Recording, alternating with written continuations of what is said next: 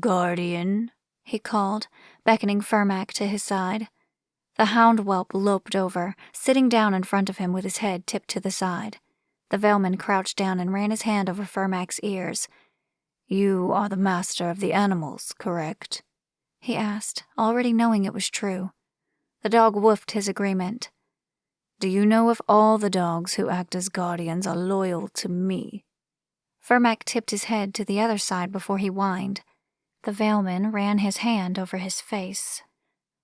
"I begin to wonder if one of the dogs may have allowed Fenton through the mist, and perhaps is allowing him and other creatures through as well." The hound bared his teeth, turning his head to look over his shoulder at the other dogs. "Look into it, Fermac," he ordered, watching as the hound whelp rose and went back to the dogs, barking and yipping as though he'd already begun his interrogation. The Veilman stood and looked around the shadowy land. Living inside the veil could be disconcerting. There was no real daylight, the light always gray and fogged with a chill that cut to the bone. He hated living there, but it was part of his penance for losing the war with Fenton. Until his people were safe, he didn't feel that he deserved to live comfortably. Though when he opened the door of the house and saw Fan sitting in the chair before the fire, he couldn't help the smile that came to his face. She was as enchantingly beautiful as she had been on the day he'd met her. The only flaw in Fan's appearance was the slave mark on her brow. That mark bound her to him. She couldn't speak or even move without his permission. It was his greatest shame. He closed the door behind himself and placed his gleaming sword on a carved wooden rack. It was a sign to his mind that his day's work had ended, that he was free. He walked to the fire and raised his hands to warm them, watching Fan out of the corner of his eye. His suspicion that she wasn't truly enslaved made him question every move she made. He needed to know the truth, no matter what it was. "Fan?" he asked as he turned to face her. "Hello, master," the slave answered, her eyes turned down.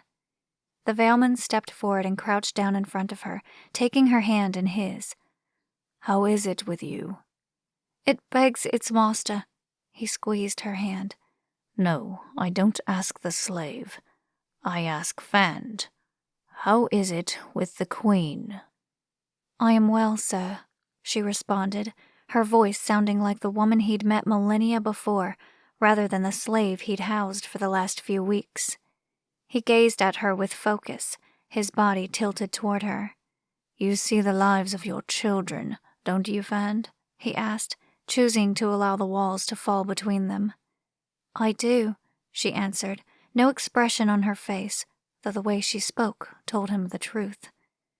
"So you know who I am?" "I do," she responded, not sounding like any slave had ever done. "Do you trust me, Fand?" he questioned. "I trust you," she stated, her eyes still turned down. "Look into my eyes, Fand." Her emerald green eyes came up to meet his. "Do you loathe me, Fand?" he whispered. "I do not," she responded, her eyes damp with unshed tears. "I loathe myself," he said, and bowed his head, resting his brow on her knees. He had made so many mistakes in the years he'd lived in the place of the Veilman, though what he'd done to Fand was his greatest regret. He was a fool. His own cruelty to the woman he'd sworn to cherish for eternity made him wish to weep. He could feel the tenseness of her body, her arm jerking several times before slowly she fought the slave charm enough to be able to rest her hand on the top of his head.